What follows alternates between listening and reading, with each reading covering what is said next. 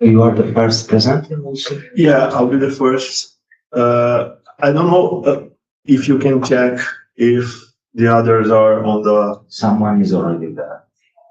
Follow Morris.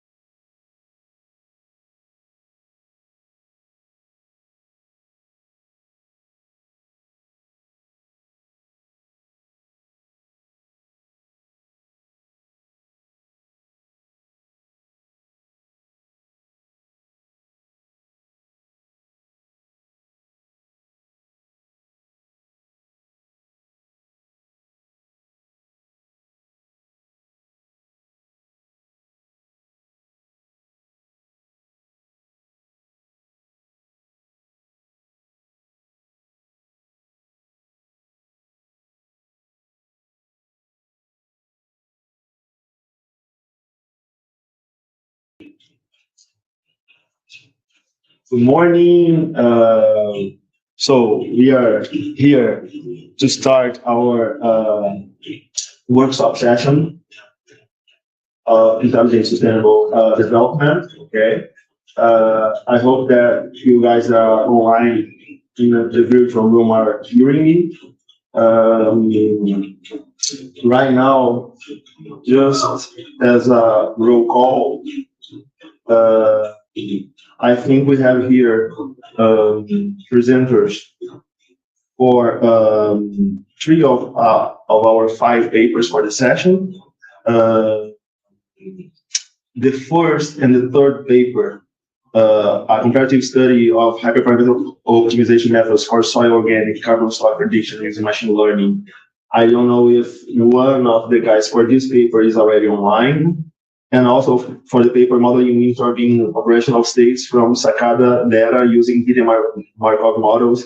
I also don't know if there is someone for this paper to present online. So for the other 3 papers, I can identify some of the authors that are already here. Okay. If I'm wrong regarding this name check that I just did, please say something. Otherwise, we'll start by, well, as the second paper would be presented by me, I will be doing this presentation. Okay. I think you can also say something, they can say something through chat, okay? Yes. Okay, so just check if you are having kind of problem regarding hearing what we say here at the present room, please say something through chat, okay? It's easy to get your message and then try to do something in that regard, okay? So, can you hear us? Hello.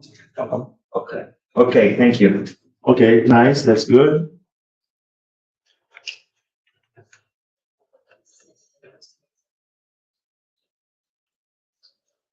So yes, let me. You might, if you want, I can. As you like, as you prefer.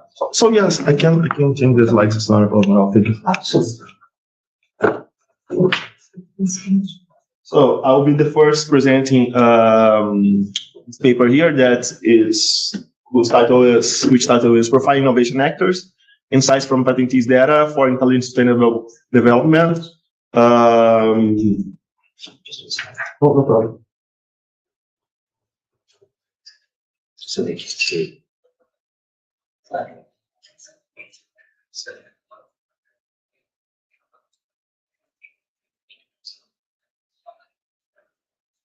Oh yeah, that's important.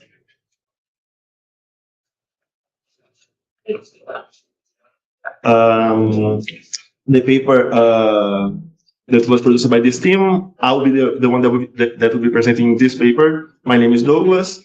I'm from University of Coimbra. But well, just for the record, the corresponding author is not me, okay, but it's my colleague Rafael Lima, and here is his email. So in case of any comment regarding the paper, please send a message to Rafael. For sure, he will respond as quickly as possible. So the motivation for this study, we can ask ourselves about, okay, why to study innovation actors? Okay, because, well, as the topic of this workshop, we are interested in sustainable development, okay, and understanding how these kind of actors, they act, the reasons, okay, for action, it's of course important as we want to somehow foment this kind of sustainable development, okay, and of course, patenting is important for social and also environmental changes, okay, that we want to implement, that okay, everybody wants to implement. We want to improve in that regard, okay. And we have to think that this kind of actors, they are more than just inventors, okay, because they can be organizations, also people that are also, in some sense, involved in this kind of process, okay. And trying to understand, okay, how they are organized regarding the institutions to which they are associated to, also their demographics and so on are important in that regard. And the challenge is, okay, we had previous studies in this context, okay, but there is some kind of missing piece, okay, in the sense of combining machine learning. Of course, that's one of the things that we are interested in doing, but also combining this to this kind of human-centered survey, okay, because we, as we will show next, found out that, okay, just looking at what would be, we call it here, human resources data, okay, it's not enough to really understand what moves people toward patenting and so on. So, as research gaps and our objectives in this work, there were no comprehensive comparison of classifiers, okay, for patentee profiling. So, to understand which are patentees profile in some sense. There's also this limited use of motivational survey data, okay, so for this work, in a broad sense, we collected primary data to understand this kind of aspect about the patentees, and also this lack of interpretability that we think that is very important, because of course, if we want to somehow implement policies for supporting intelligent sustainable development, we want to understand, okay, what is behind some kind of profile, okay, some kind of categorization, okay, of these patentees in some categories in some sense. So our objectives are to compare some machine learning methods. We compared here in this work 7 classifiers. We also demonstrate the value of this kind of human-centered data, okay, that goes beyond this kind of, as I said before, common use human resources data, okay, and also to provide some kind of guidance regarding explainable AI in this context of ISD. So our data sources is surveyed. We asked 131 patentees from Brazilian universities. We sent them some survey for them to answer. Okay. Here are some features of the survey, like they have to answer to 27 literature-like scale items. Okay. Regarding their motivations, regarding what are the incentives, okay, for them to produce patents, to engage in this kind of activity, okay, and what will be also, of course, also some barriers, okay, in this kind of activity, and combining these survey features with what would be this human resource data, like what we have here as their publications, counting in general, okay, how many journal papers they had, conference papers, chapters of books, and so on. Also, how many patents they already have, okay, and also patent requests. Also, where did they study, okay, regarding bachelor, master's, and PhD. In general, these people that are patentees, they, of course, they have this kind of educational track, okay. Also demographics, of course, the gender, age, birthplace, and so on. Eventually, this could be useful in that regard. And also, if they had, besides requests for patents, if they still have their patents active in some sense or already not, and so on. So at the end, we had a total of 40 input features, okay? Combining these two kinds of information, like these HR features and also these survey features. We considered here 4 behavioral dimensions. So a patentee can be regarding patenting interaction, active or passive. Okay, you can see here, okay, that how is the distribution of these 131 records, okay, in these classes, and some kind of indication in a subjective sense, of course, of how imbalanced is this kind of problem, okay? So here we have a moderate imbalance for this first target variable. For the second one, that is the professional orientation. Of course, these concepts here, they were better explained in papers that we previously published the same group. So this is, of course, a sequence of papers in this research. For the professional orientation, we had 4 classes. And so here's the distribution. We can see here that for this specific variable, we have a high imbalance because most of the patentees are considered to be hybrid, okay, regarding their professional orientation, okay. We also had a nice share of them that think of themselves as entrepreneurial, but just 4 of them, okay, so just a very small part, think of them as being traditional regarding their professional orientation. For the nature of motivation, which can be intrinsic, mixed, or extrinsic, so here we have 3 classes. And so this is the most balanced variable, okay, of all of them, of the 4 variables that we considered for the 4 target variables. And also for value of integration is somehow moderate the imbalance, okay. We can see here that we have, of course, some difference in that regard, but it's kind of course, for 3 classes here, but in some sense similar to what we have as imbalance for the first one here, okay. So we have this kind of difference regarding the 4 target variables that were considered, okay. And so eventually what we want to understand is, okay, can I somehow tag, categorize, okay, the patentees regarding these variables using eventually just HR data? Or if that's not enough, it's really important for us to gather information regarding their motivation through survey, for example, in order to understand, okay, what will be the profile, okay, of a patentee regarding these 4 dimensions. And so,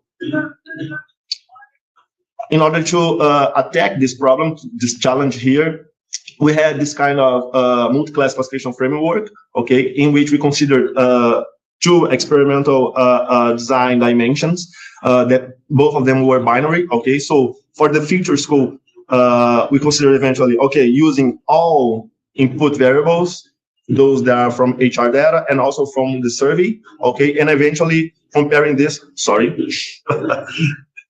okay, eventually comparing that to the HR only, okay, alternative. So less input variables, but eventually is this enough, okay, to consider just the HR variables in order to understand what would be the profile of the patentees? And also for the representation, we could use the raw features, okay, and eventually applying a PCA, so to see the impact of trying to reduce the dimensionality, okay, and see that if even in that case, using in some sense less projected variables, we would still achieve a nice result regarding classification, okay, and so profiling the patentees. So as we have here 2 dimensions, each of them are binary, so we have this total of 4 experimental scenarios. We compare them, considering these metrics here, accuracy, balance of accuracy also, because as we saw before, we have problems for some of the variables.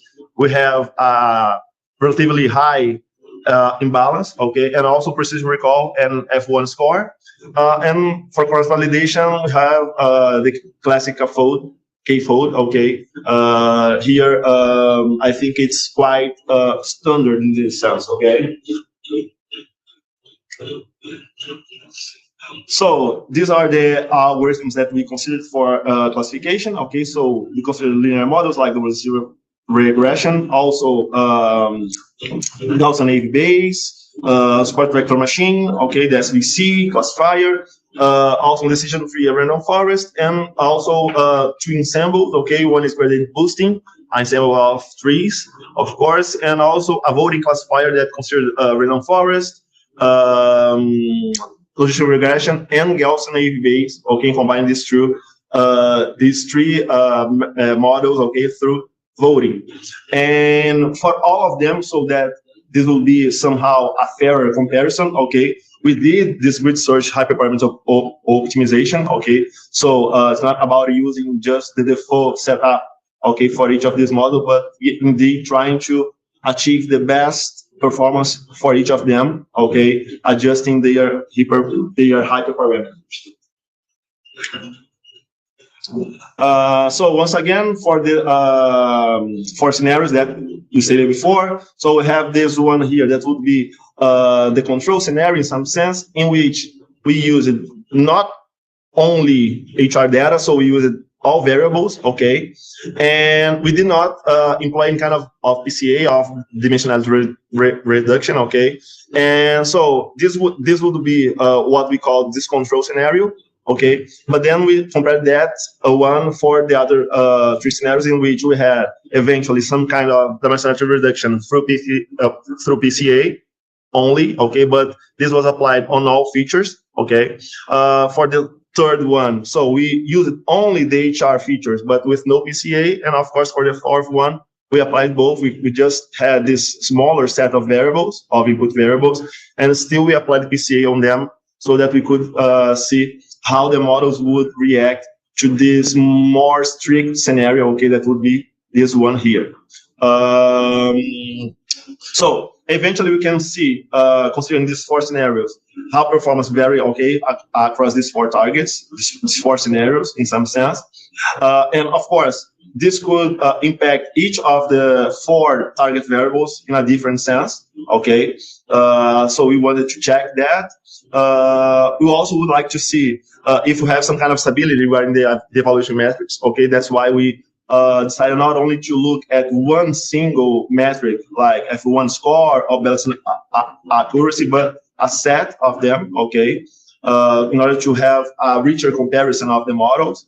And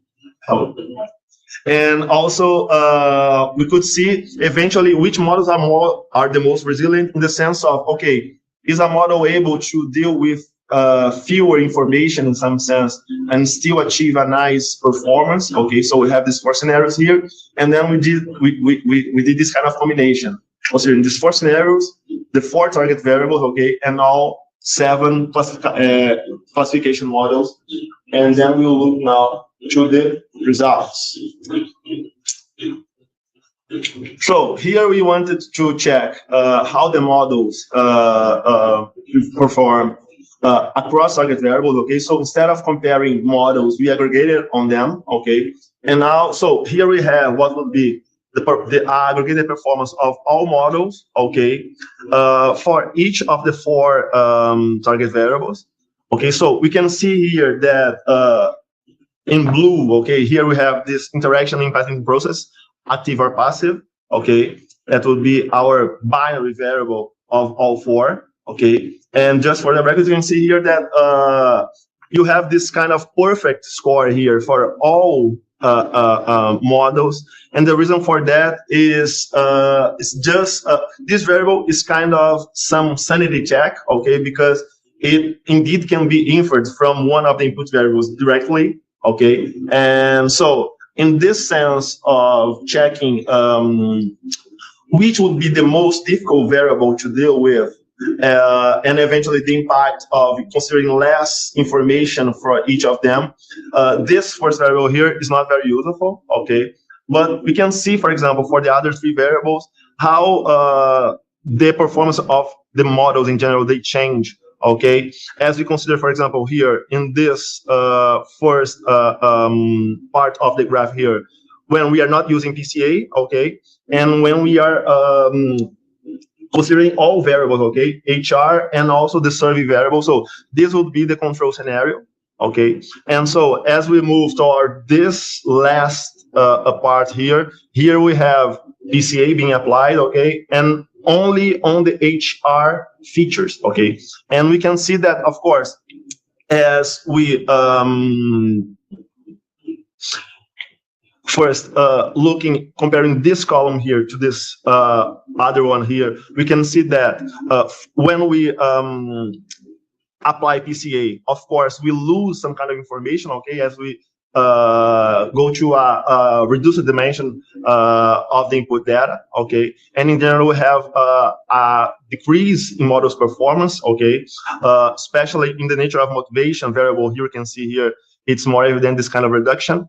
And regarding using or not HR using only HR variables, okay, we can also see that indeed they are really important, since we have a clear difference of performance between what we have here in this first line compared to the second one. Okay, so we can see that regarding variables in general, we have this kind of a situation in which applying PCA, you can see that you have some kind of reduction, but it's not as hard as the one you can see when you compare using only HR data, okay, sorry, this line here, compared to what you get when you use all 40 input variables. So this is an evidence that when you are trying to understand what will be the motivation and trying to profile the patentees, indeed, considering what would be this kind of survey data that we collected was quite important, okay? So trying to analyze this kind of scenario using only what would be this default HR data that, of course, every organization has about its employees, okay, would not be enough in that sense.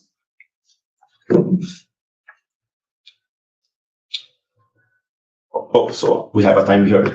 I was thinking about how I was regarding time, but I still have 9 minutes. So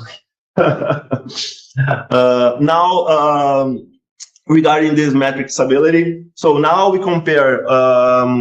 Once again, we aggregate on models, okay, and also variables. But now we compare what we have for each of the evaluation metrics that we considered, okay? So we have accuracy, F1 score, recall, precision, and also balanced accuracy, okay? And we can see once again here what happens when you are considering HR only features or all features we have as input features. And eventually, what's the effect, what is the impact of PCA on the model performance, okay? And so you can see that comparing this column here to this one, okay? So when you don't use PCA, you have in general, especially when you are not using only HR features, so when you are using all features, okay, you have here a clear impact, okay, a clear diminish of the performance of the models here. Okay, in all metrics, you can see this kind of difference here, the level of what you have in this scenario compared to this one. You can also see that when you are taking into account only the HR features, this decrease here, it's almost negligible, okay? It's really, really small, okay? So here you can have more of what would be a draw in the performance we have here compared to what we have in this part of the graphic, okay? So this impact of PCA, it's much more clear when you are taking into account all input variables, okay? And compared to what we have in the first row here, so taking into account all variables and compared to what we have when you are taking into account only HR features, you can see from this to this one here, a clear diminish, okay, of the performance in general for all variables. So you can reflect that kind of decreased performance in each of the evaluation metrics that were considered. But once again, when you are using PCA, you can see that this reduction here, it's much less evident, okay, comparing this part of the graph with this one here. Indeed, eventually you can see that in this scenario here, you still have some, the range, okay, of the results that you have here is eventually larger, okay, that those that we have here. So when taking into account only HR features, okay, and applying PCA, you will eventually get a better result, okay, than what you get when you are taking into account all variables. So eventually, this use of all variables can be somehow confusing to the models, okay, even when you are applying PCA. So you try to combine too much information, eventually that is bad for the models, and you can see that comparing this situation here with this one here.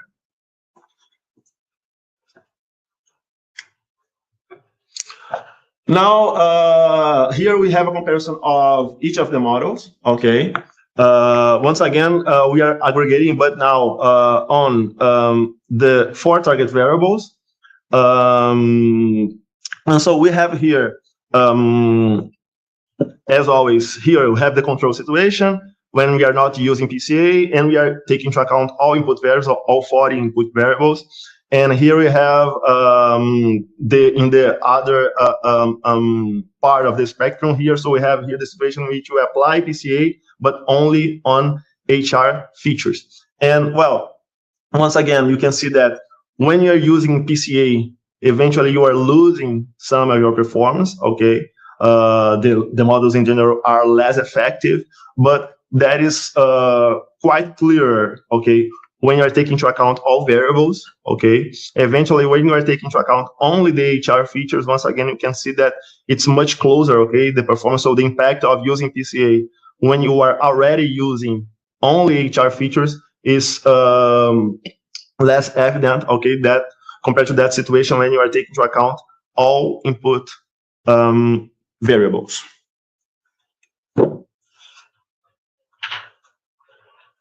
So what would be our key findings? Mine is this one.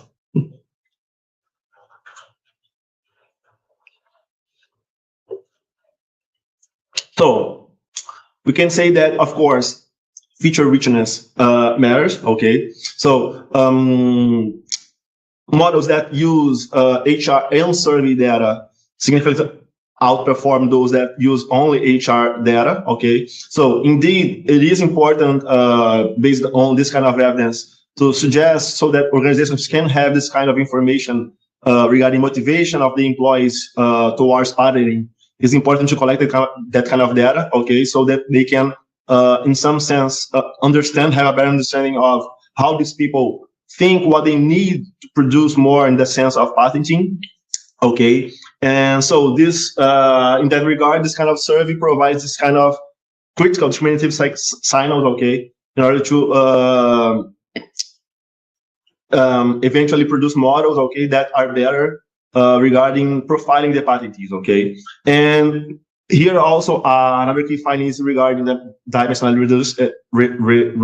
reduction that we did through PCA. So we can see that eventually when you use PCA, you have a reduction in the kind of range, okay, of the result that you get compared to what you get when you are using the raw input variables, okay?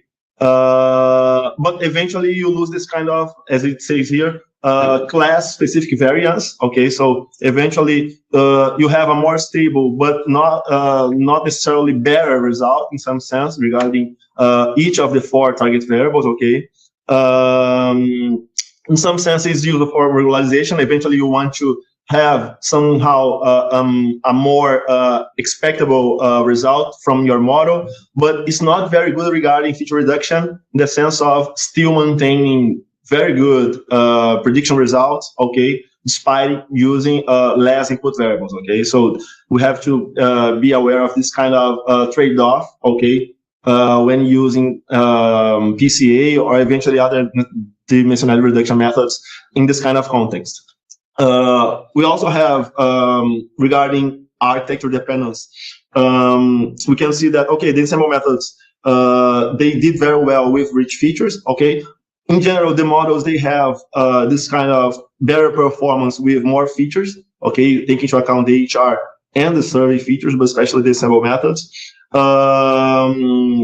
But well, simpler methods also had their importance, okay, in this kind of resilience to information constraints. So the comparison shows that, of course, if we're really targeting this best prediction performance, the simple methods should be used, okay. This is nothing exactly new, okay, in the sense that of what you can find right now in the literature regarding machine learning methods, but still simpler methods still have their importance. They can still be used in some scenarios.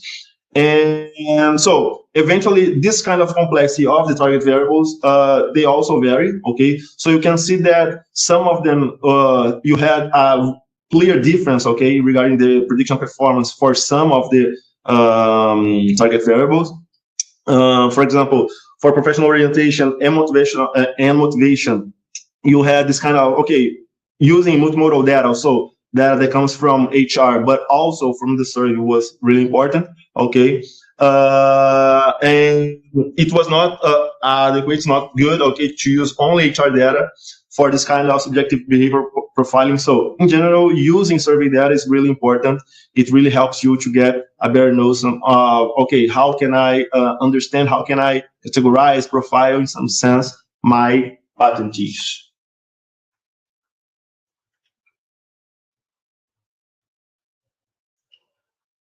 Okay.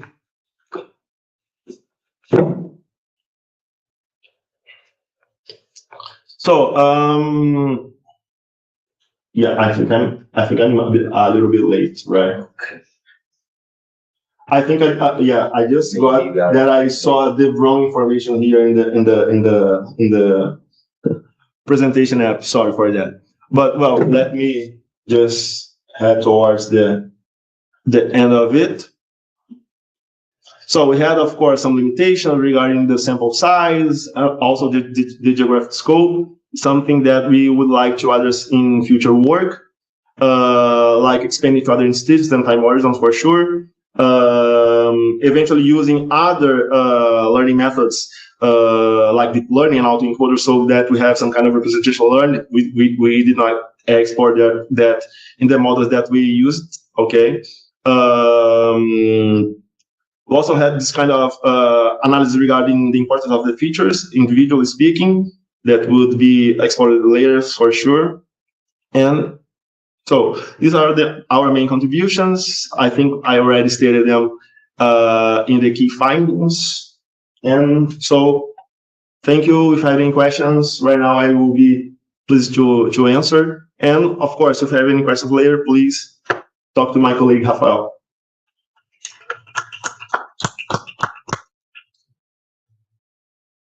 So please.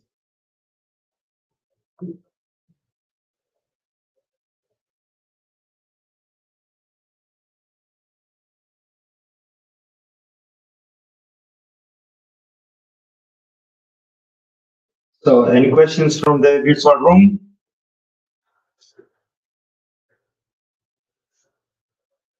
So maybe we can move to the next presentation. Okay, nice. So we'll move to the next presentation. Just for checking, do you have any of the authors of a comparative study of hyperpermanence optimization methods for soil organic carbon stock prediction using machine learning in the virtual room?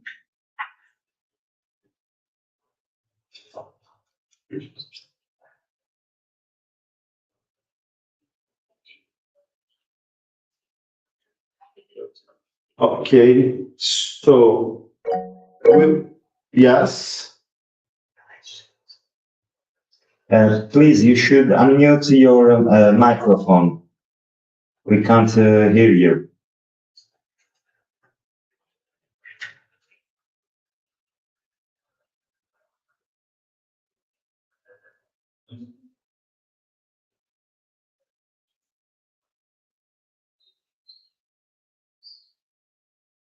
Okay, so we'll move forward to the next paper. Do we have any of the authors of modeling wind turbine operational states from Sakata data using hidden macro models present in the virtual room?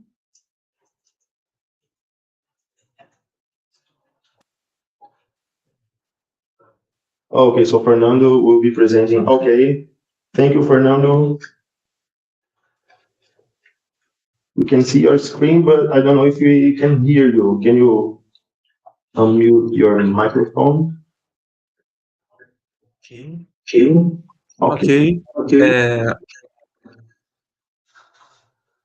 Thank you. My name is Fernando Dessar. I will present the paper Modeling Wind Turbine Operational States from Scalar Data using Hidden Markov Models. The agenda. Wind and solar energy is a game changer for the modern world. Fernando. Mr. Fernando, I'm sorry. We do not see in the presentation in the full screen view mode. So maybe this application. Okay, now we can see it. That's good. Okay. You can Okay, say. thank you. My work is modeling wind turbine operational states from SCADA data using heat Markov models. I'm from the Universidade Federal Fluminense from Brazil, and uh, the slides shows the agenda. We start with problem statement. Wind and solar energy is the game changer in the modern world, and their adoption are aligned with global sustainable goals from the one sustainable development goals. Uh, Over the past few years, uh, there has been major investment in wind power, and wind turbines are mechanical entities that uh, are submitted under environmental conditions that accelerate their degradation over the time. So failures in gears, generators, and pillars can lead to costly maintenance and prolonged service interruptions. The SCADA system continually collects operational data from each turbines and uh, allows the full detections using uh, a group of sensors that collect uh, low frequency data, and these can be used by machine learning methods to detect any change uh, about the the health state of the system. Uh, so uh, the common approach include support vector machines, heuristic models, and deep learning. Many models achieve higher accuracy, but offer limited interpretability, especially in complex systems. So the figure shows the many subsystems that compose a wind turbine. So it's a complex system with with m- um, mu- with uh, complex uh, complex tá. Hidden Markov models systems are s- system hidden Markov model systems are transitions between hidden states. So they capture temporal dependencies in sequential time series data, and hidden Markov models can represent the degradation of wind turbine components under varying operating conditions. The probabilistic framework enables effective identification of operational patterns over time. So we can our contributions uh, evaluate heat Markov models for multi-class classification of wind turbine operation states using real scale data. Uh, so we can model normal operation and multiple pre-failure conditions as hidden states, apply maximum likelihood based feature selection to identify degradation-related variables, and experimentally validate the approach across multiple prevalent processes affecting key turbine components. About the theory of hidden Markov models. Hidden Markov models are probabilistic models for sequential data with hidden states. Hidden states of are inferred from observable measurements uh, over the data inputted in the model, and the hidden Markov model is defined by three parameters: the transitions probabilities A, emission probabilities B, and initial state probabilities C. And the model establishes the transitions matrix that defines the probability of moving between hidden states, where each transition is represented by the equation value, and the emission solution define the probability of observing the data given a hidden state. Together, A and B describe the temporal evolution and observable behavior of the system. To compute the, the parameters, we adopt the forward algorithm using the Viterbi algorithm to identify the most probable sequence of hidden states. Both algorithms exploit the temporal dependence modeled by Hilton-Markov model. So, and using the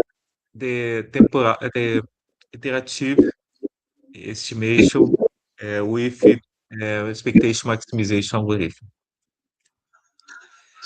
Our methodology include the the use the use of forward algorithm to select the to feature selection. So hidden Markov model is used also to feature selection, and the select variables are used to train hidden Markov models for wind turbine operation state classification.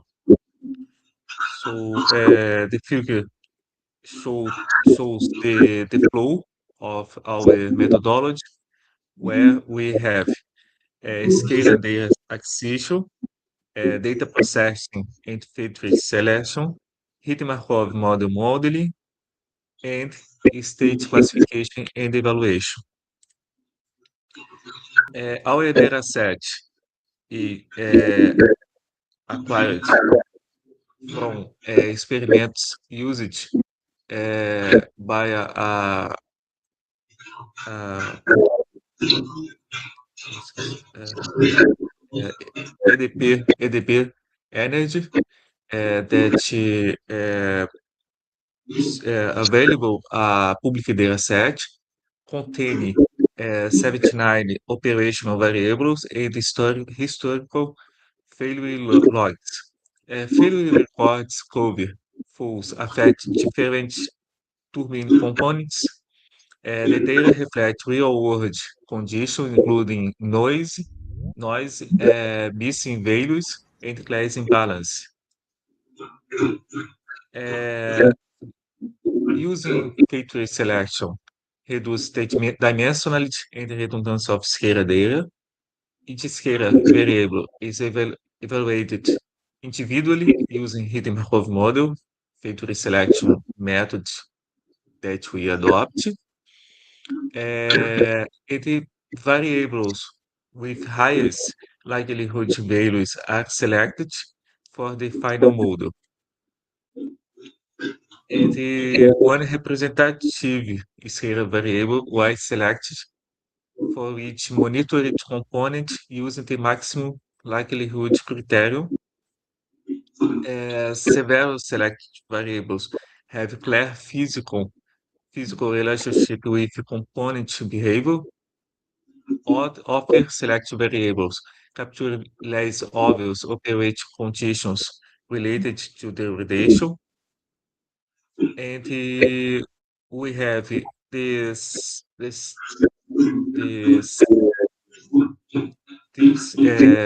selected variable for each component. So gearbox, we have average ambient temperature to generate a minimum average generator rotation speed, generator bearing average absolute wind direction, and hydraulic plug average controller center temperature, and transformer active generator power. Uh, some components have obvious feature selected, and other components we don't have a obvious relation, but the selected features allows uh, uh, obtain result, um satisfatório result. Data were split into training and test series, 73, resulting 8 test samples. The performance was evaluated using confusion matrices and macro-F1 score. Overall, HIT Markov model provides a coherent and interpretable framework for modeling scalar-based degradation. Tau performance is affected by data imbalance and sampling frequency. The results, we have two test sample tau1 and tau2, and we can see where which tau represents a complete set of subsequences covering all 6 operational states. Each tau e overall results arrested tau samples show consistent but moderately varying classification performance. Macro F1 score ranged from 0.78 to 0.89, with average with 0.83 across each test samples. The performance is consistent with literature, with where Hit and Markov model perform better with higher frequency data. Despite misclassification, Hit Markov model remains interpretable and suitable for predictive maintenance. So we have the table, the samples, and the and their macro F1 score.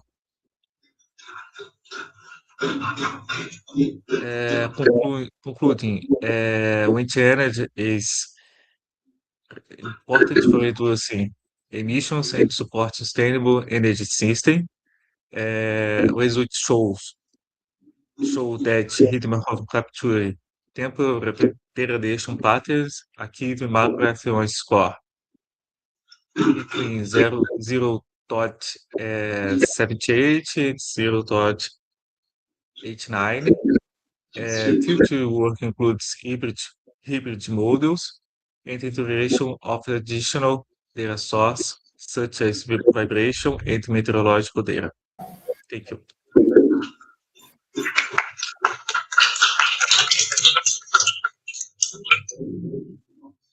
So we have the questions from the in the present room audience, or from the virtual room audience.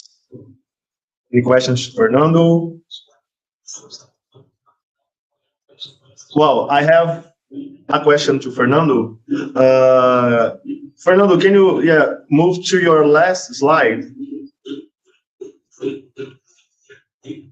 There's something that I would like to ask you regarding. Oh no, the next one, I think. The next. Yeah, this one. So you say that you have this problem regarding class imbalance. Okay, you say that hidden Markov models they are affected by this kind of problem, and so is it possible to use some kind of class balancing methodology to help in that regard? Eventually, I don't know, smooth. Eventually, some kind of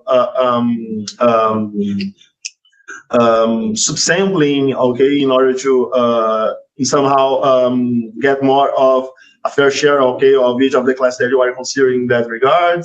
What do you have some, because you didn't mention that kind of approach even in your future work, and I was thinking, okay, is it possible to handle this kind of problem like this? What do you have to say in that regard? Yeah, we can use some data balancing methods. Uh, we we don't adopt in this work uh, to but is an option when we have less a few samples uh, and but okay, uh, where not that each tal samples represent a subsequence, 2000 subsequences covering pre-failure state uh, of each component. So in this case, we had sample quantity sufficient of samples to process the method. So we opt to not adopt any method to like smooth or offer method to class imbalance. Okay. So thanks for your answer. So any other question? I don't know. Maybe. So if not, so let's once again.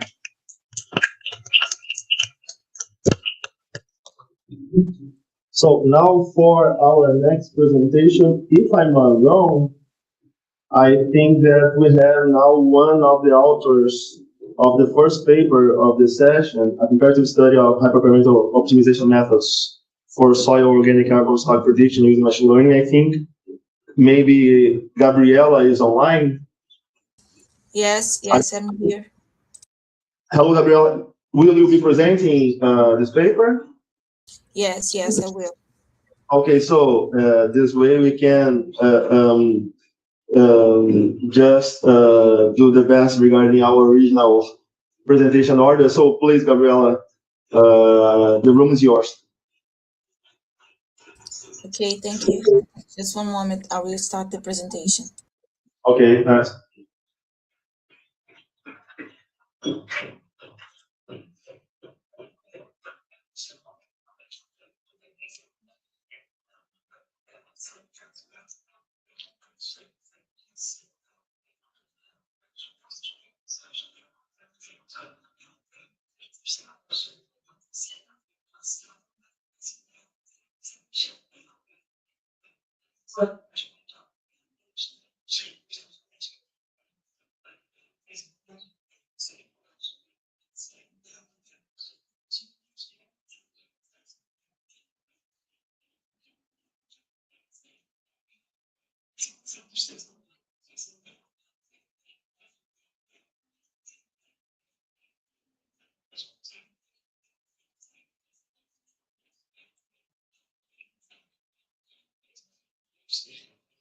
Gabriela?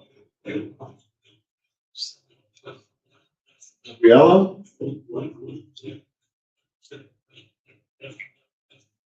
Well, I don't know if Gabriela is right now hearing us.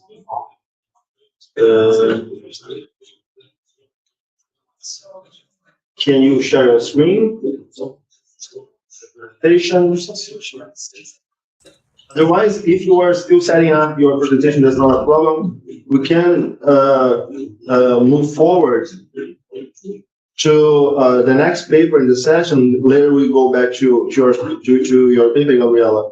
The next one will be blockchain enabled implementation of supply demand matching for local electricity markets. I think we have two of the authors in the virtual room. Who will present the paper? It's me, Paulo Borges. Okay, Paulo, so please share your screen, your presentation.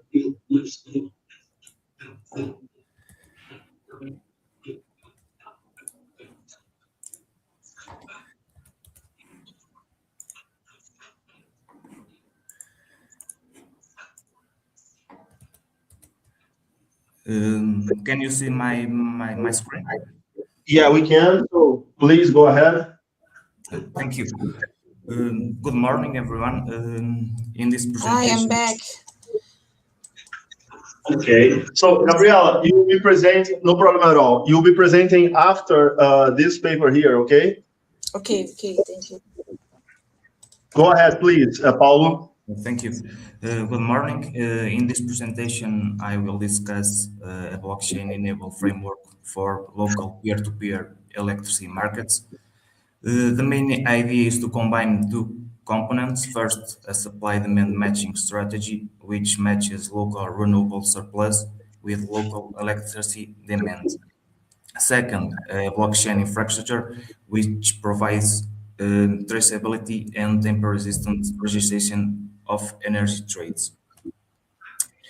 The electricity system is becoming increasingly decentralized. Many households are no longer just consumers, they can also generate electricity through photovoltaic panels, small wind turbines, or other distributed energy resources.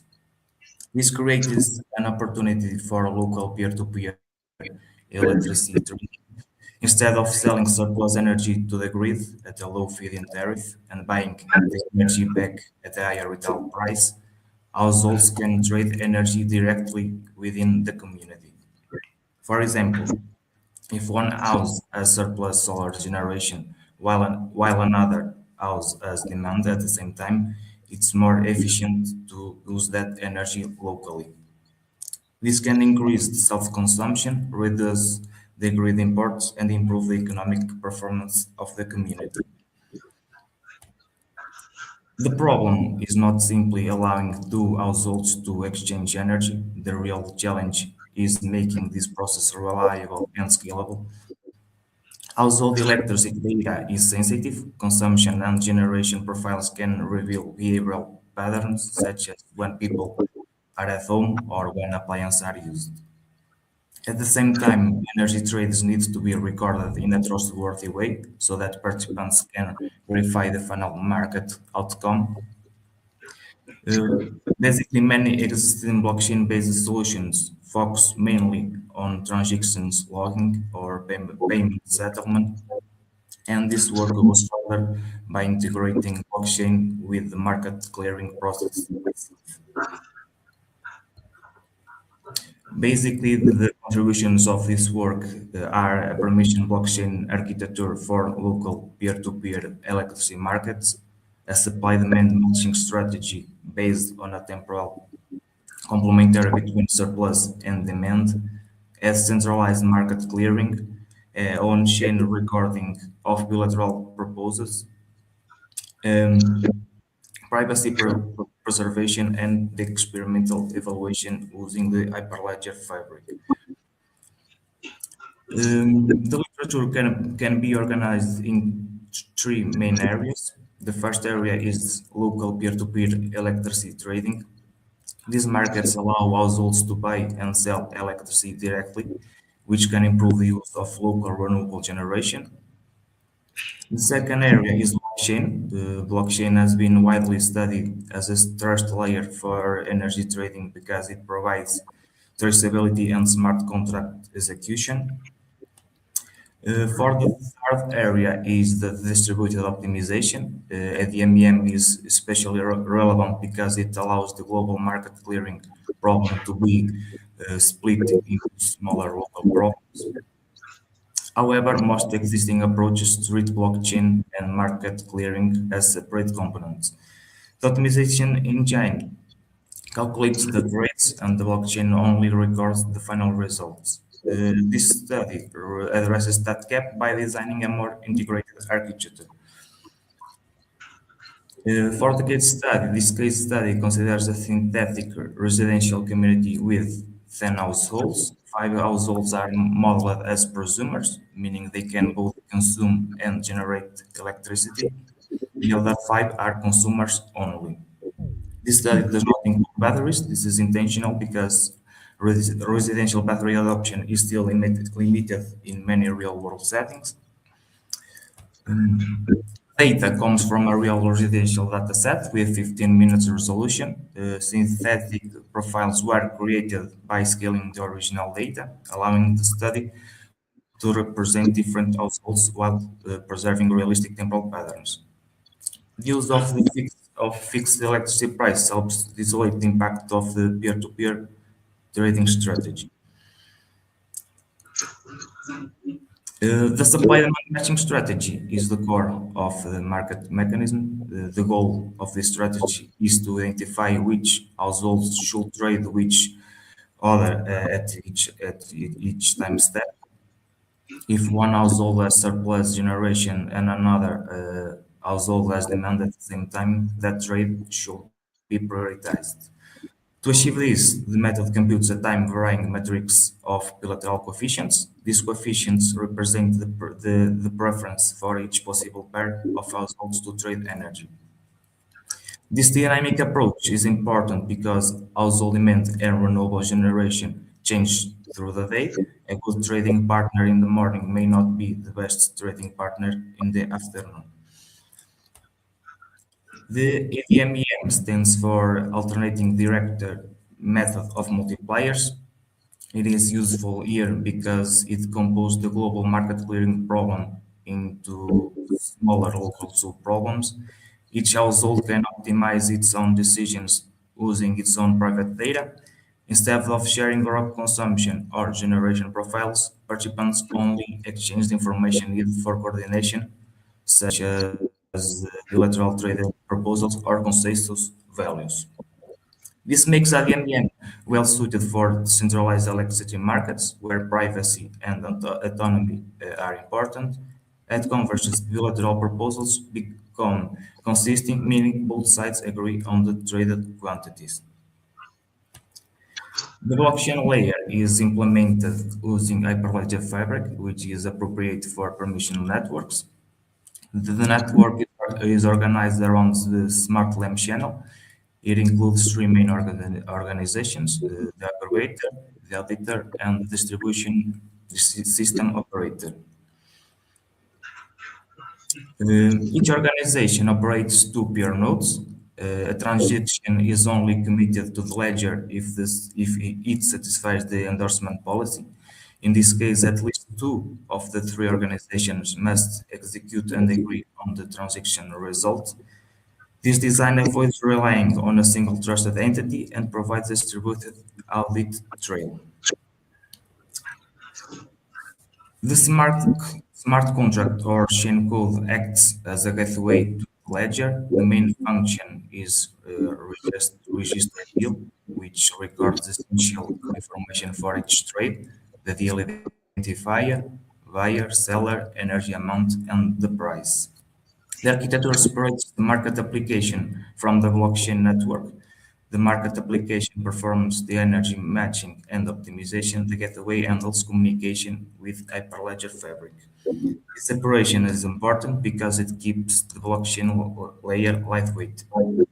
Also, raw household data is not stored on chain. Only the necessary trade information is recorded, which supports auditability while reducing privacy risks.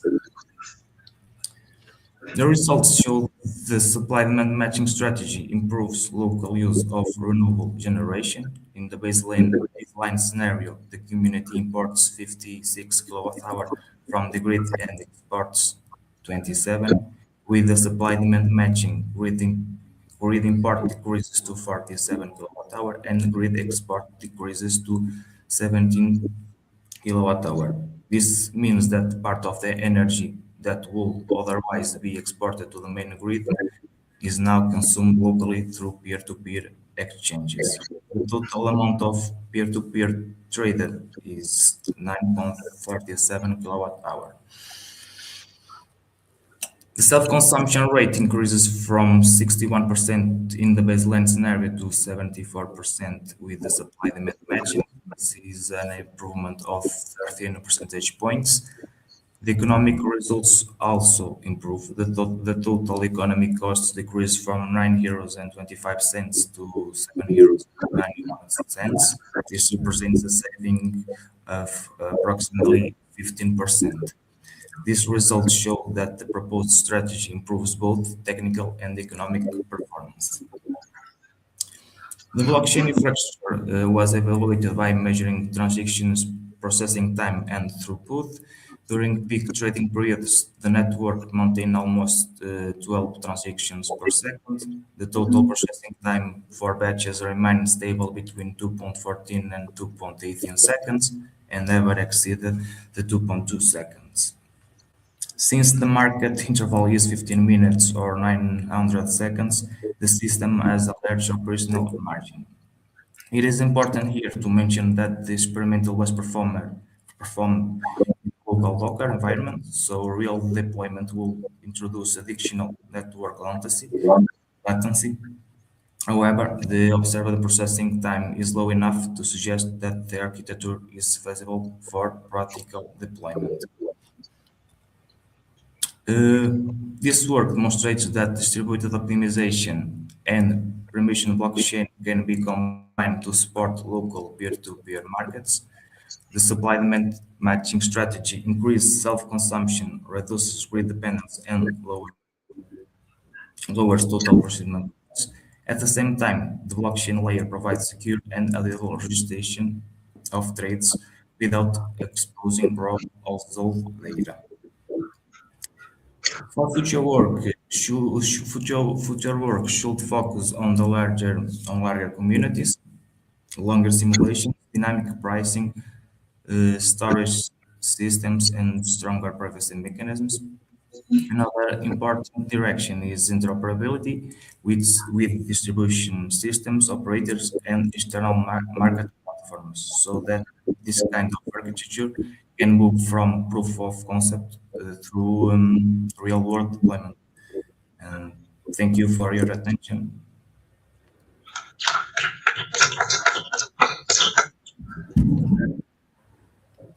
Thank you, Paulo, for your presentation. So, once again, do you have any questions, comments from our audience in presence here or in our virtual room?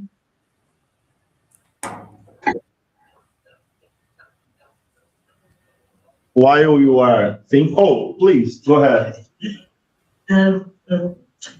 Paulo, thanks for your nice presentation. I have only a curiosity.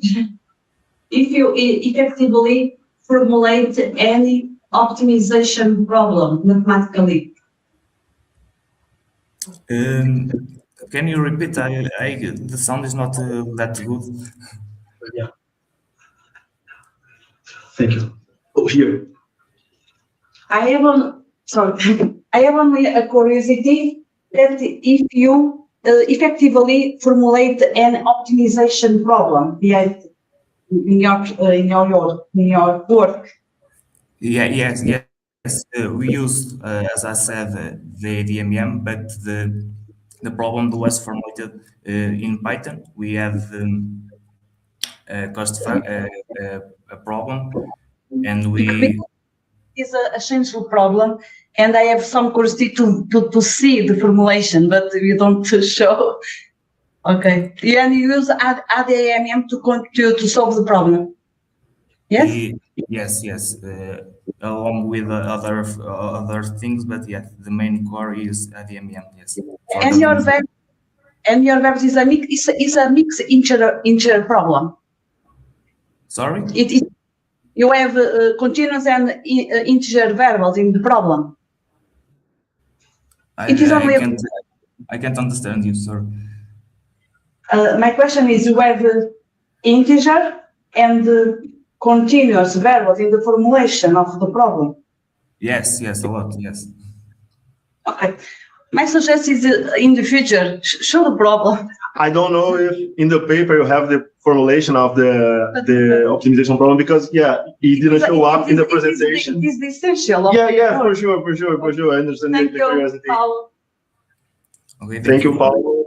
Eventually, I don't know if it's in the paper, so let's read the paper also. Eventually, we can find that information. So once again, please.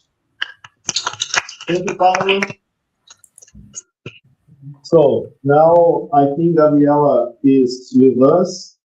So Gabriela, can you share your screen? I think you can hear us, right? Yeah, I'm hearing.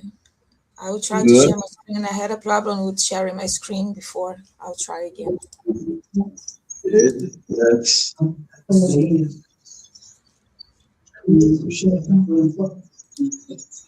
Please select the entire screen when you are sharing your presentation, not only a specific tab, but select the entire screen option.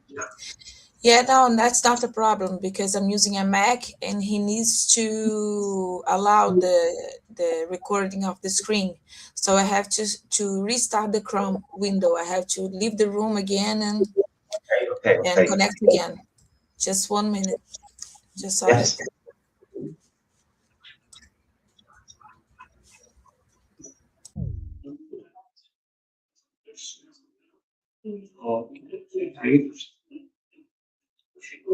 She left the meeting again.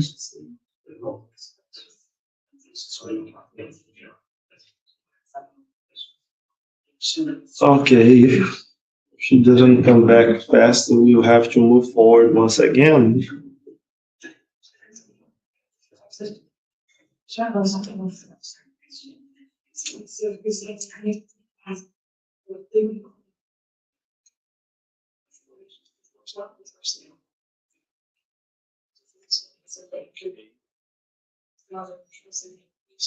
Iago, I think you can hear us, right?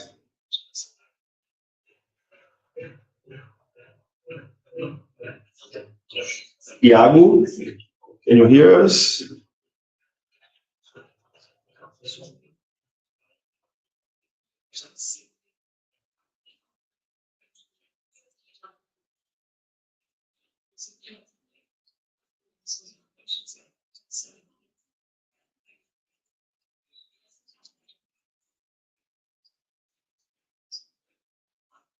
So we'll try to move.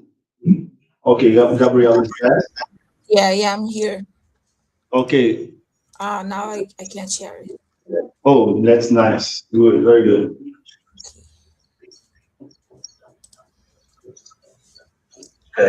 Okay, we can see your screen. Nice. That's good. That's the region. Okay, so Gabriela, please go ahead with your presentation. Okay, thank you. Okay. Thank you. I'm sorry for the delay. So I'm Gabriela Rodrigues da Costa, and I'm a doctoral student from the Federal University in Rio de Janeiro. And I'm here to present a comparative study of hyperparameter optimization methods for soil organic carbon stock prediction using machine learning. This work was divided in introduction, objective, theoretical background, related work, methodology, and results. So Soil is much more than a surface for plant growth. It supports food production, stores water, and plays an important role in the global organic carbon cycle. This is why soil is essential for environment sustainability. In Brazil, where agriculture is an important part of the economy, accurate estimates of soil organic carbon stocks helps improve land management and support international climate goals, such as the United Nations Sustainable Development Goal 13 related to climate action. Although soil carbon is very important, estimating soil organic carbon stock is a complex task. Soils vary greatly from one place to another, and carbon levels also change over time. In addition, traditional measurement methods are expensive, time-consuming, and require field sampling and laboratory analysis. These limitations make large-scale soil carbon monitoring difficult.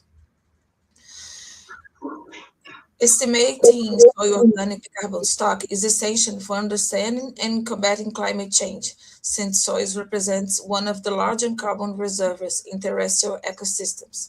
When soil stores carbon, less carbon dioxide is released in the atmosphere. Because of this, soil carbon plays an important role in climate change influencing aspects of global warming. So, to overcome these limitations of the measuring methods, indirect methods have become more common. These methods use environment and soil data to estimate carbon instead of measuring it indirectly. Traditional approaches, such pattern transfer functions based on regression models and Kriging operators, are useful but often require assumptions, like linearity about the data and need to be adjusted for each study area, and those are important limitations of those methods. So, as an alternative to traditional indirect measurement methods, machine learning offers an alternative because it can model complex, nonlinear relationships and work well with large and diverse data sets. However, machine learning's performance depends not only on the data, but also on the choice of the hyperparameters. Selecting good hyperparameters improves model accuracy, but the process can have high computational costs. Although methods such as grid search, random search, and successful halving are widely used, few studies compare the performance for estimating soil organic carbon stocks in Brazilian soils.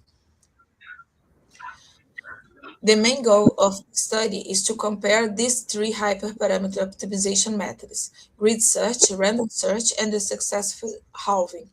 These methods were evaluated using three machine learning models: decision tree, random forest, and gradient boosting. The main contribution of this study is to compare the prediction accuracy and computation efficiencies for estimating soil organic carbon stock between these three machine learning methods. The global carbon cycle describes how carbon moves between the atmosphere, oceans, living organisms, and the soil. As the soil is one of the larger carbon reservoirs on Earth, it stores carbon in organic matter, plant residues, and microorganisms, and physical processes like mineralization, decomposition, and stabilizations are what control how soil carbon moves. In this context, human activities such as agriculture, deforestation, and land use change can release this carbon into the atmosphere, increasing carbon dioxide emissions.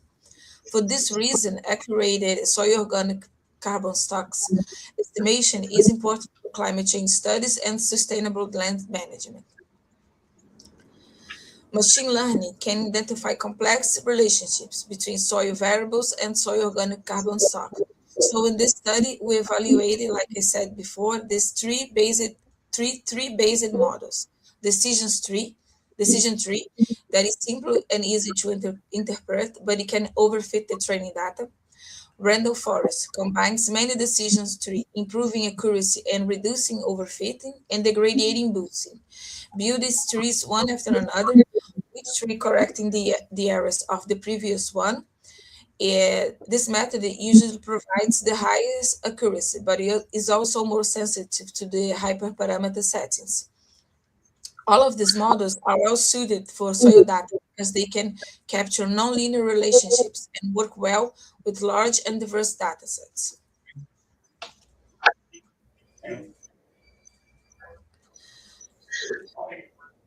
The hyperparameter optimization here I'm going to define first what the hyperparameters are.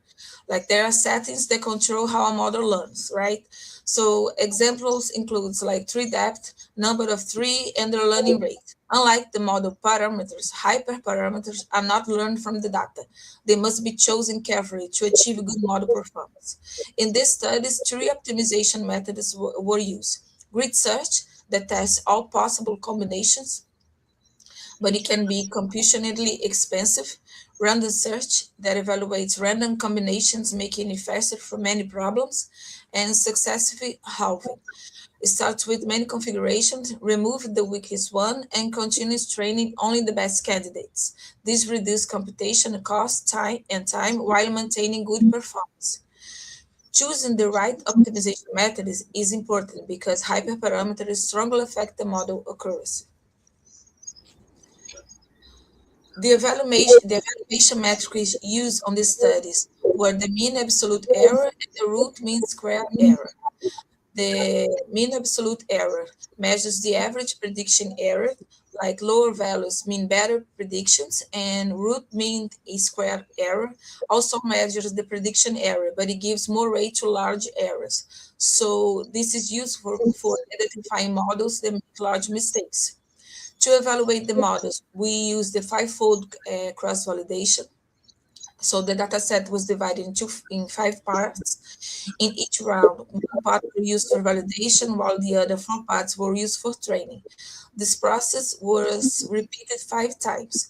So every sample was used for validation, was once used for validation because it used all the data for both training and validation. It also reduced the risk of overfitting. During the optimization, each set of hyperparameters were evaluated using the same cross-validation procedure. This helps select models. This helps select models that perform well on new data and avoids data leakage between the training and the validation sets. This we did a section with related work. So for this, we did a search on Google Scholar using the search shows terms on the slides, like carbon stocks and machine learning, and hyperparameter and Brazilian soils. We found 40 studies published since 2019, and before that, only 2 studies were identified, and none of them focused on Brazilian soils. Most previous studies use machine learning together to remote sensing and optimizing their models using grid search.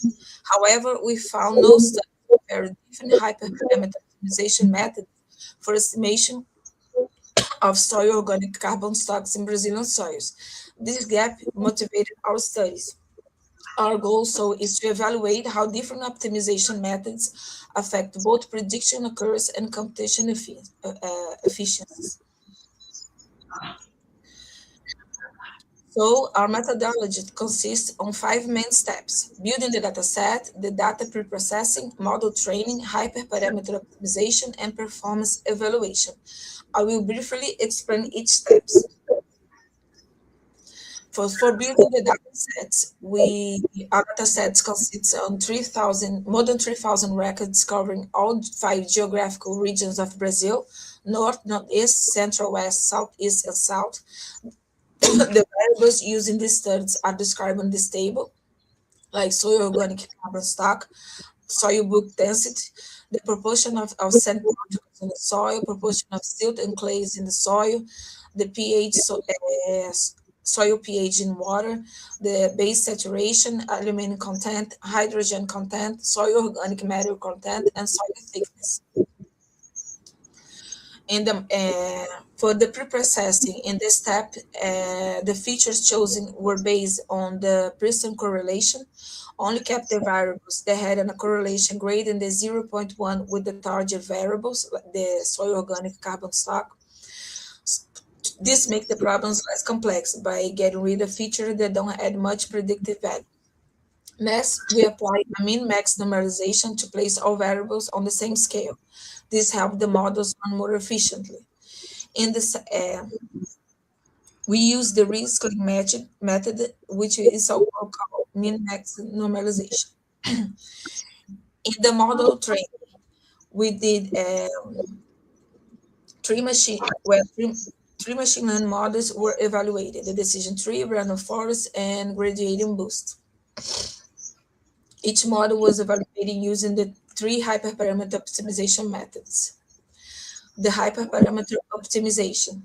With the hyperparameters defined, we training the three machine learning models using the optimization methods. All models were evaluated under the same conditions, allowing a fair comparison.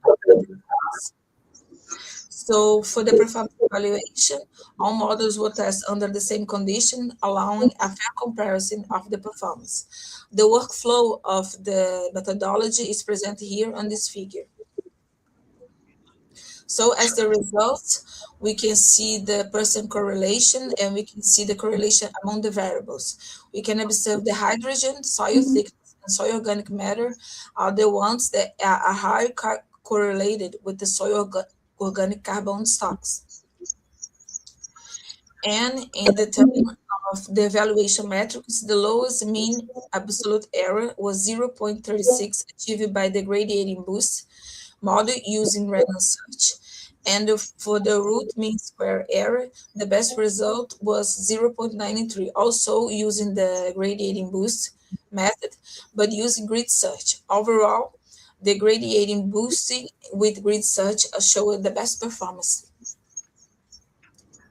The final consideration: accurate estimation of soil organic carbon stock is a crucial step toward understanding and mitigating climate change.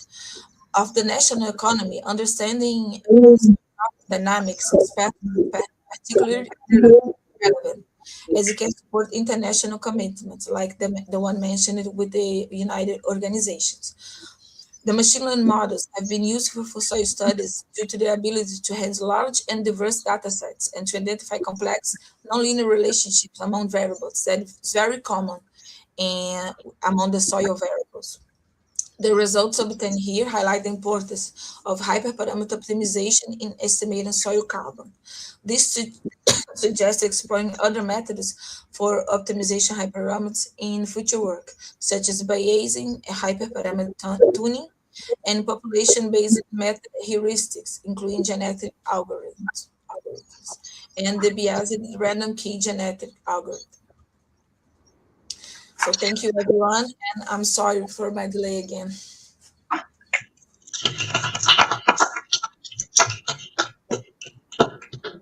Thank you, Gabriela, for your presentation. So, from the audience, any question, comment in our virtual room, maybe? I have one question, Gabriela. Is that okay? Generally, we think about comparison of different hyperparameter optimization methods, okay? Thinking about, okay, they can eventually lead to better hyperparameters.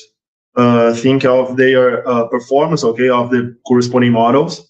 And also eventually because, as you also said, for example, we know that research can be computationally expensive, okay? And eventually you want to still provide some nice search of the parameters, but not trying every possibility, okay, of it, that what would be done using grid search. So did you do any kind of comparison regarding the efficiency? So how much time, memory eventually was indeed employed by each of these methods that you compared in this work? I don't know if eventually you think about exploring this kind of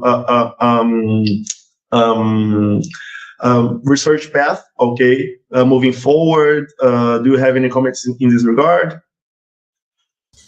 Yeah, actually, in the table that I present, there was a column named time.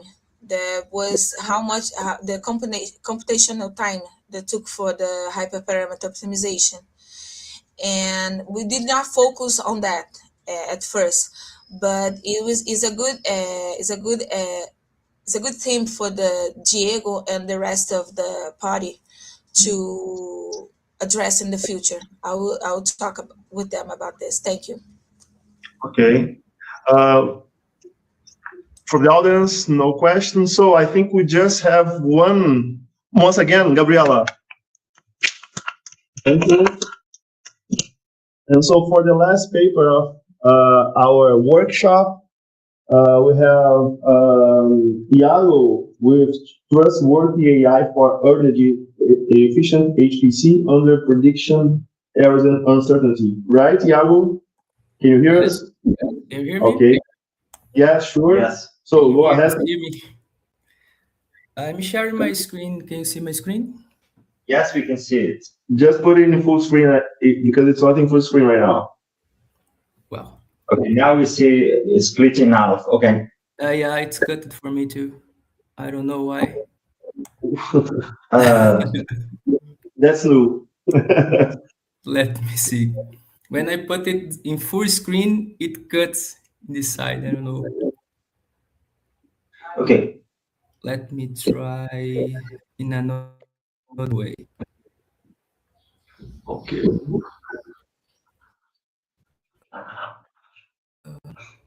Let me see how I can. Yeah, I think now it's working. We still see the window with the PDF open with no full screen right now. My connection is not bad. Your voice is cutting. Oh, we still not see PDF representation in full screen. Let's see. So now the presentation is in full screen. No, not at all. No, because maybe you are sharing only a window and not the entire screen. So yeah. We still see the previous tab with the PDF. Okay, let me stop sharing it. Okay. Share again my entire screen. Okay. Okay. Now it's okay. That's good. Okay. Go ahead. Okay. So I'm Iago Rocha, and I'm a researcher with the National Laboratory for Scientific Computing here in Brazil. And I'm going to present the paper Trustworthy AI for Energy Efficient HPC under Prediction Errors and Uncertainty. Here's the outline of the presentation, starting by a motivation. We have that the energy consumption in HPC systems is rapidly increasing. And this is a challenge that we have to face today. To show this impact, I'm putting here this chart that I got from a paper published in Nature, where the authors did a forecast for the energy consumption in 2030 and for the information and communication technology. And they estimated that the ICTs, information and communication technology, may account for approximately 20% of the global electricity demand. And if we look to the data centers, which includes also the HPC systems, we can see that they consume a significant fraction of this amount. So with this picture, we see that proposing a strategy to reduce the energy consumption in the HPC servers is critical. Mainly because most of the average users of these kind of systems don't know how to properly allocate their work when executing their applications on these systems. Here, I'm showing an illustration, for example, where I have a user that is submitting a job for executing in a supercomputer, like our Brazilian supercomputer, the Santos Dumont supercomputer. If this user submits a job, he has to allocate a number of computational nodes, and each node he has to allocate a number of cores to execute the threads. But what if this average user does not know the computational demand of its application? He can allocate more resources or less resources than its application requires. It raises a interesting question that is, can we use machine learning to recommend energy efficient resource allocations? The answer is yes. And we did it in our previous paper by proposing an extractive regressor model that can support energy efficient resource allocations in HPC by predicting the number of nodes and the number of threads to execute an HPC application. And in this proposal, we saved approximately 32% considering compared to other evaluated solutions. And the solutions generated by the model is only 6% far from the Oracle, which is the best solution if we do a design space exploration of the possible solutions that we can use to allocate the resources for that application in that HPC system. But in this work specifically, we go one step further by investigating a really important question, that is, what happens when the model makes mistakes? Those solutions that is not the best one, that's not the Oracle, are yet good enough to delivering energy efficient results. And we try to answer this question by doing two exploratory analyses. The first one is data exploratory analysis, and the second one is the prediction error analysis. Moving to our methodology, we considered as a case study the Raximo application, which is an application from bioinformatics. This application is hybrid, using MPI and pthreads. And as parameters, we consider the bootstrap values, that is a parameter from these applications, 100 and 1000, and also 8 input sizes. The experiments were run in the Santos Dumont supercomputer, where each node comprises of 2 sockets of Intel Xeon Gold 6252 with 48 physical cores and this amount of memory.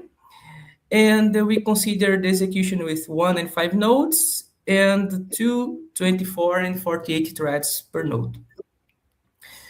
And our analysis, we split it in 2 parts. As I said, the first one is the exploratory data analysis, where we analyze the raw execution data, the aggregated configurations, execution variabilities, also the use of summarization functions to represent the data. And the goal here is to understand the data set and support pre-processing choices. And the second part, we have the prediction error analysis, where we compared some strategies by analyzing the normalized energy delay product, which is a metric for energy efficiency that we consider in our study, the execution time and energy. And the goal here is to interpret the model behavior and assess practical recommendation quality. Moving to our results to the first part, exploratory data analysis. Here, I'm showing the raw experimental data. And in this chart, in each panel of this, I'm showing the execution time in x-axis, and the y-axis, I'm showing the energy consumption.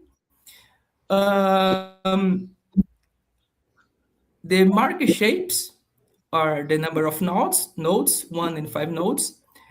The marker sizes are the number of threads, and the colors represents the value, or the level of energy delay product presented by each node. For example, if I take this outlier here, it represents a solution with 5 nodes running with 80 threads and having this level of energy delay product. The first observation that we can do here is for large input size. I'm presenting the input size and also the bootstrap value for 100 and 1000. For higher input values, we have also an increase in the energy and in the execution time, as we see that these dots are higher here. And for the Bootstrap 1000, it's generally more coarsely. We see that the values in these panels here below are in the higher positions of the chart. And on top of that, these panels shows the trade-off between these two metrics, the time and execution times. As we see that in many of these panels, we see that the solution that is the best for execution time is not the same that is the best for energy. Here we show a similar view of the previous one, but now we summarize the solutions by the median. So each of these dots represents the median of different dots that I presented in this previous chart. In addition to that, we also put here the Pareto frontier, this red line, and the oracle, this cycle. And we can observe here that the oracle lies in the Pareto frontier, but also we can see that there are other solutions that lies in the Pareto frontier. And for example, if a model do not predict the oracle, other solutions that they predicted that also in the Pareto frontier can be used for delivering energy efficient results also for an HPC system. Now analyzing the variability of the results, here in the x-axis I'm showing the coefficients of variation of energy delay product, and the y-axis I'm showing the number of solutions, the number of configurations that had this level, this specific level of coefficient of variation. We see that each panels, the coefficient of variations of the most of the solutions lies around 0, showing low variability. And we have one case here that I'm pointing out, an isolated case that had a coefficient of variation higher than 1.5. And it suggests that our filtering strategy could be more restrictive to avoid this kind of outliers. But in general, this low variability shows that we can use summarization metrics like the median to represent our data.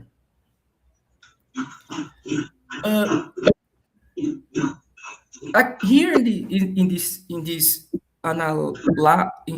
chart now, in this heat map, we are considering different summarization functions like the median, mean, the mean EDP value and the maximum EDP value.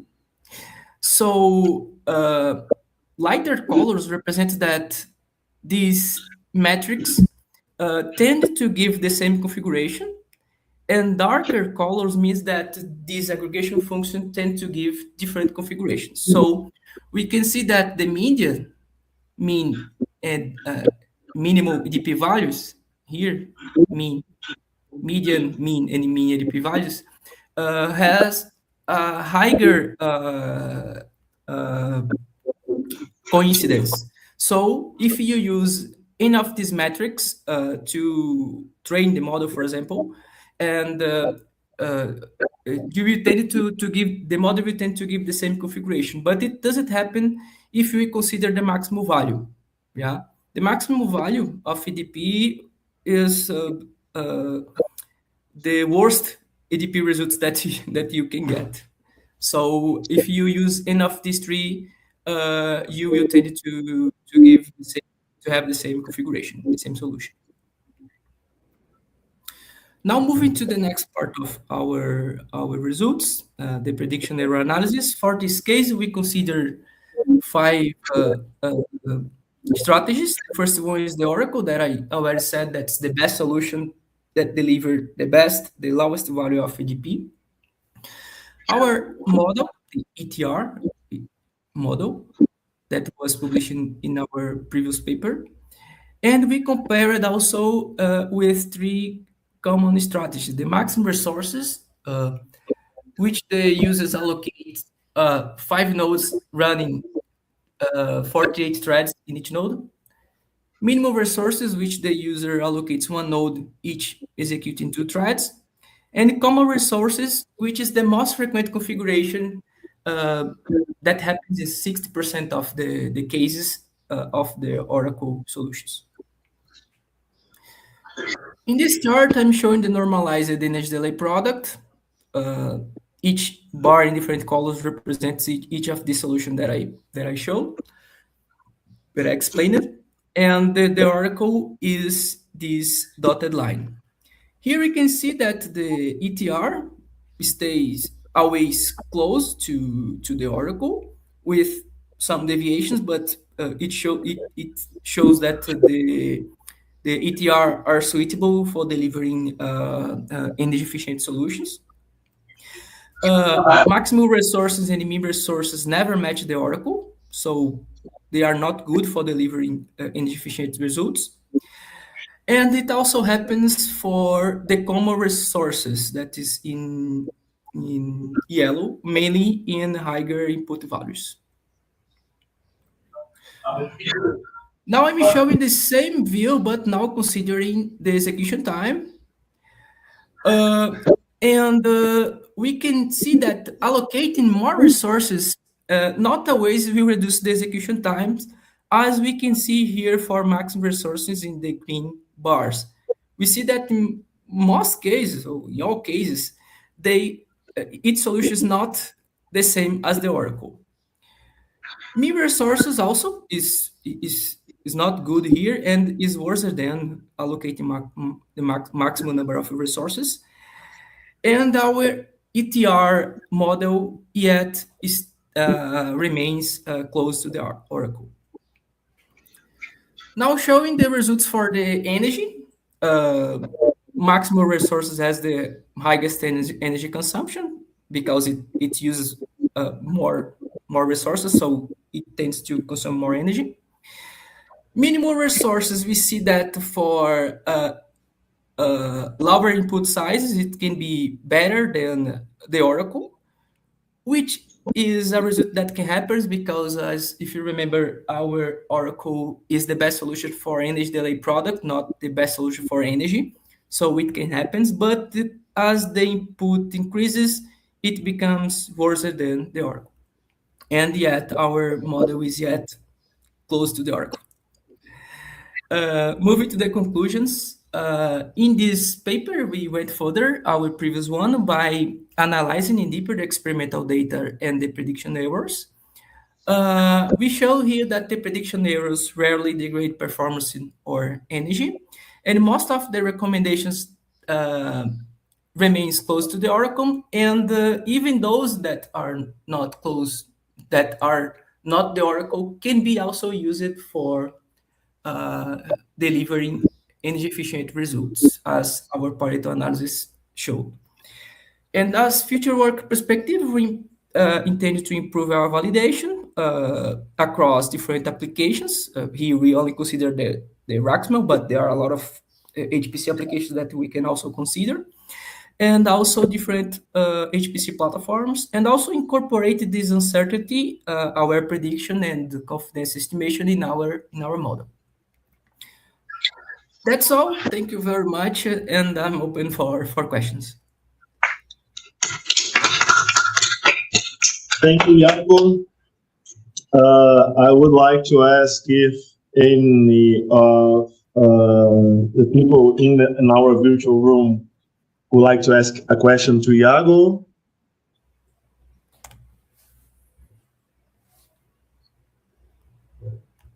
Okay, if not, I have one question for Iago, although I'm one of the co-authors of the paper. Go ahead. But, well, you spoke about these results that regard Raxmo, okay? Yeah. And do you have any kind of intuition, maybe, I don't know if you have any kind of result regarding if we could expect the same kind of conclusion if we considered other applications than Raxmo regarding, for example, we have competitive recommendations compared to that of the Oracle, even if they are not exactly what the Oracle would suggest, for example, that is expected to happen for other applications, or it's something that it's not that simple to expect to other applications in this context? Well, it's a bit tough to answer because it depends on the application.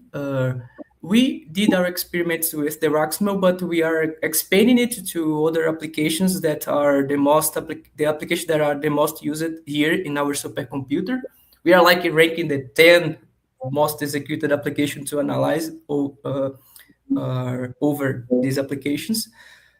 But maybe the same behavior will happen, that we will have an Oracle solution that is the best one, but we can also recommend a solution that's not the best one, and it will yet be good. Yeah, I think the same behavior will happen. But another problem that can happen when doing this kind of analysis is we have depending on the application, we have a large variability in the inputs. So in the Raxmo case, we have only the files, but depending on the application, we can have a higher variability in the inputs. So it can be harder than what we did to the Raxmo. But Okay. it's an interesting question. Okay. So once again, yeah, well, thank you for your presentation, and thank you for everybody who was up to now in our workshop. So that's all for today. I hope you enjoyed. Please read the papers in the proceedings. And once again, thank you all. See you. Bye-bye.